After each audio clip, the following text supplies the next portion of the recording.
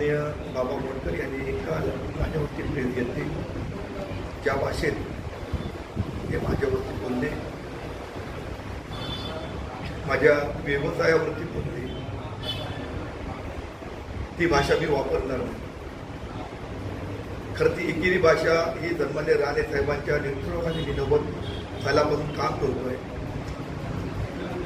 लोक माझ्याकडे कशा प्रकारे जनता माझ्याकडे बघते आहे, की माझ्यावरती विश्वास आहे की नाही आहे ते मी सांगू शकत नाही. की जनतेच्या दरबारात ते माझं मत कसं आहे ते जनता करेल, त्याच्यावर बाबा मोडकरांनी कारवाईची गरज नाही. मी नालायक आहे, चोर आहे, काही चांगलं आहे. मी चांगला म्हणून कोणी शापलं म्हणून मी चांगला होणार नाही. मी वाईट म्हणून कोणी शापलं म्हणून मी वाईट होणार नाही.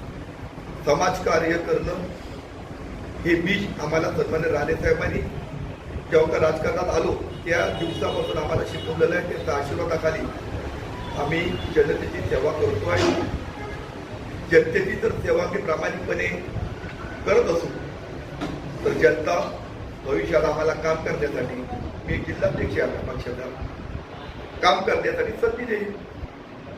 आणि संधी दिल्यानंतर आम्हाला माहिती आहे जनतेने विश्वास टाकल्यानंतर 365 दिवस 5 वर्ष त्या जनतेची मी स्वतः आमदार असतील, नगराध्यक्ष आणि आमचे नगरसेवक यांच्या वतीने आम्ही त्यांची प्रत्येक गोष्ट फोन आल्यानंतर तत्पर त्यांची पाठपुरावा करणे, त्यांच्या प्रसंगाला उभं राहणं, त्यांचे विकासात्मक प्रश्न सोडवणे ही आमची जबाबदारी आहे.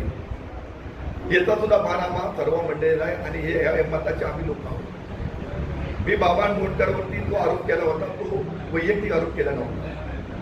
जे स्टॉलधारक 40, 45, 50 स्टॉलधारकांची काही मंडळी मला भेटली, त्यांनी आपल्याकडून लक्षात घ्या किती रुपये घेतले गेले हे सांगितले. त्यानंतर त्या स्टॉलची किंमत किती आहे आणि किती रुपये घेतले गेले ह्या विषयावरती ते बोलले. जर माझं विधान कदाचित चुकीचं असेल तर बाबा मोडकर यांनी त्या 50 स्टॉलवाल्यांना एकत्र करून आमच्याकडून एवढे पैसे सन्माननीय मोडकर साहेबांनी घेतले नाही असं सांगितलं पाहिजे होतं. आणि तसं सांगितलं असतं तर मी 100% तुमच्या समोर बाबा मोडकरांबद्दल जे मी वाईट बोललो त्याबद्दल जाहीर माफी मागितली. कारण माझं चुकलं, मला माहिती चुकीची मिळाली. परंतु तसं न करता त्या स्टॉल धारकांना समोर न आणता एकतर्फी त्यांनी माझ्यावरती जी प्रेस घेतली, ती प्रेस जनतेने ऐकली आहे. जनतेला मी कसा आहे आणि मोडकर साहेब कसे आहे हे जनतेला माहिती आहे. त्याचा निर्णय जनता घेईल, मी त्याच्यावर ऐकवत नाही. पण मला सांगावं वाटतं की हे हस्ताक्षर जे आहे, हस्ताक्षर बघा, हे दाखवत आहे तुम्हाला. हे जरा तुम्ही हस्ताक्षर चेक करण्यासाठी पाठवा. हे कोणी लिहिलं आहे ते पाठवा.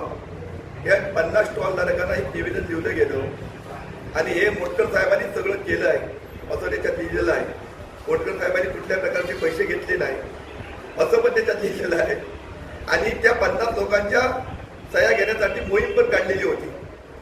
पण 2-3 लोकांनी सही केल्या जबरदस्तीने, बाकीच्या लोकांनी यावरती सही केली नाही. आणि त्यांना हे निवेदन पत्रकारांना द्यायला सांगितलं होतं सही करून, पण ते लोक काही ऐकली नाही. हे निवेदन मी तुम्हाला देतो. आता हे निवेदन माझ्याकडे कसं आलं ते बघा. हे निवेदन आणि हे हस्ताक्षर चेक करा ना. हे जर हस्ताक्षर मोडकर साहेबांचं असेल तर मोडकर स्वतः लिहित आहेत. आणि नसेल तर हे मी निवेदन परत म्हणतो, मी माफी मागेल. हे निवेदन मोडकर साहेबांनी आता हस्ताक्षर नाही आहे असं जर आढळलं तर मी तुमच्यासमोर त्याची माफी मागेन. चुकीचा पेपर मी तुम्हाला दाखवला, लक्षात घ्या. त्यामुळे वगैरे गैरसमज करू नये. आणि माझ्या कुठल्याही व्यवसाय मी 2 नंबर करत नाही, लक्षात घ्या. मी ज्यावेळी व्यवसायात राणेसाहेबांच्या आशीर्वाद घेऊन जेव्हा उतरलो त्या दिवशी मी उतरलो त्या दिवसापासून मी बँकेतली सगळी लोन घेतलेली आहे. चांगले म्हणजे लोन थोडी नाही घेतली आहेत. मी जवळजवळ 5-5, 10 कोटी लोन त्यावेळी घेतले. त्याच्यावेळी मी 100% सिबिल माझं चांगलं, 100% स्टॉल माझे बँकेचा रेग्युलर असं. त्या वर्षापासून मी इन्कम टॅक्स भरतोय. मी जेव्हा का धंद्यात उतरलो त्या पहिल्याच वर्षी मी 7 लाख रुपये इन्कम टॅक्स करून सुरुवात केली. आणि आता मी 1.5 कोटीपेक्षा जास्त मी गव्हर्नमेंटला टॅक्स भरतोय. आणि मोदी साहेब, फडणवीस साहेब हे महायुतीचं सरकार सांगतात की चांगला उद्योजक असेल, गव्हर्नमेंटला टॅक्स भरणारा व्यक्ती असेल, प्रामाणिक असेल तर त्याच्या पाठीशी महाराष्ट्र गव्हर्नमेंट आणि केंद्र सरकार सातत्याने मोदी साहेबांच्या मागे त्या व्यक्तीच्या मागे उभे राहतात, त्याला प्रोत्साहन देतात. पण ही लोक त्यांच्या नावाखाली आम्हाला धमकी देत आहेत. लक्षात घ्या. आणि मी आवर्जून तुम्हाला या ठिकाणी सांगतो, जिल्ह्यात माझ्या क्रशर सारखे 25-30 क्रशर माझ्या कॅपॅसिटीचे आहेत.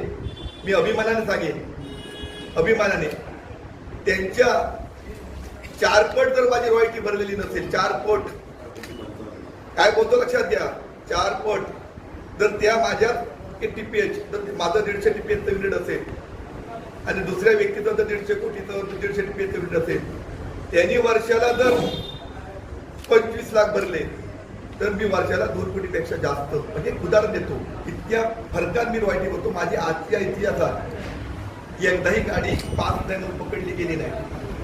त्यावेळी उबाडा सरकार होतं, त्यावेळी माझं खूप मला त्रास द्यायचा प्रयत्न केला, गाड्या पकडण्याचा प्रयत्न केला, पण एकही माझ्या गाडी कधीच पकडली गेल्या. उलट या ठिकाणी माझी लोकप्रतिनिधी असलेले आमदार वगैरे त्यांचे गाड्या पकडले गेले, पुरावे देतो 5 नाही म्हणून. पण मी विरोधात होतो राणे साहेबांबरोबर, सगळी सत्ता माझ्या विरोधात होती. मी काँग्रेसचा जिल्हा होतो, स्वाभिमानचा होतो, मी राणे साहेबांबरोबर 100% काम करत होतो. मला रामदास कदम तेवढ्याचे असतील, पालकमंत्री असतील, सगळे खासदार, सगळ्यांनी लोकांनी मला त्याचा प्रयत्न केला. मी जे करतो ते माझ्या कृतीप्रमाणे मी प्रामाणिक करण्याचा प्रयत्न करतोय. त्यामुळे उगीच अशी धमकी देऊ सन्माननीय चांगले जे महाराष्ट्राचे माझे मुख्यमंत्री, माझे मुख्यमंत्री देवेंद्रजी आहेत, महाराष्ट्राचे आपले अध्यक्ष चव्हाणसाहेब असतील, पालकमंत्री असतील किंवा आमचे शिंदे या सरकारचं तुम्ही बदनामी करू नका. लोक काय म्हणतायत बघा, याला सत्तेचा माज आला, ते लोक सत्तेला आला नाही. फक्त आमची लढाई भाजपशी नाही आहे, भाजपच्या कुठच्याही नेत्यांशी नाही, ते आमच्या आदरणीय येत आहे. आमची लढाई या प्रवृत्तीच्या विरोधात आहे, जनतेची लढाई मागण्याच्या या प्रवृत्तीच्या विरोधात आहे. माझ्यावरती ज्यांनी आरोप केले त्यांच्यावरती किती फ्रॉडचे केस कोर्टाने ते मी 2 दिवसात तुम्हाला देतो. त्याचे चेक्स बॉन्ड झाले किती ते मी तुम्हाला 2 दिवसात देतो. मी पुरावे देतो तुम्हाला. माझ्यावरती एक जरी फ्रॉडची केस असेल, एक जरी चेक बॉन्ड केस असेल, एक जरी माझ्या कोर्टात जर केस असेल, तर मी या क्षणी पदाचा राजीनामा देईन. पण तुमच्यावरती फ्रॉड केलेल्याच्या चेक बॉन्ड केले कोल्हापूरपासून किती केसेस आहेत हे मी तुम्हाला 2 दिवसात तुम्हाला जाहीर देतो. मी जास्त काय बोलत नाही, मी इकडे बोलणार नाही. आणि शेवटी सांगतो, 2014ला डॉक्टर मोटकर साहेब कमल निशाणी घेऊन भाजपचे उमेदवार होते, आम्ही काँग्रेसमध्ये होतो.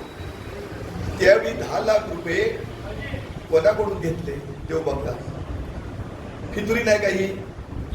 ते कोणाकडून घेतले, कशासाठी घेतले, अहो तुम्हाला तिकीट दिली, तुमचं डिपॉझिट गेलं, तर अशी मात्र भाजपची वेळीच लक्ष द्यावं.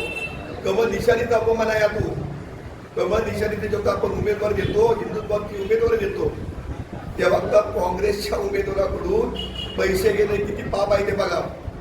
आणि ते पाप कोणी केलं हे मी खोटं बोलत असेल तर रामेश्वराच्या पाचनावरती त्याने हात ठेवून सांगावं मी हे घेतले नाही. मी 2 मिनिटात त्याच रामेश्वराकडे जाहीर माफी मागे चालता नमस्कार करू आणि त्याच्यानंतर कधीच या मोटकर साहेबांचे आरोप करणार नाही. हे पण आपण सगळी सांगतो. तुर्ताच्या ठिकाणी थांबतो.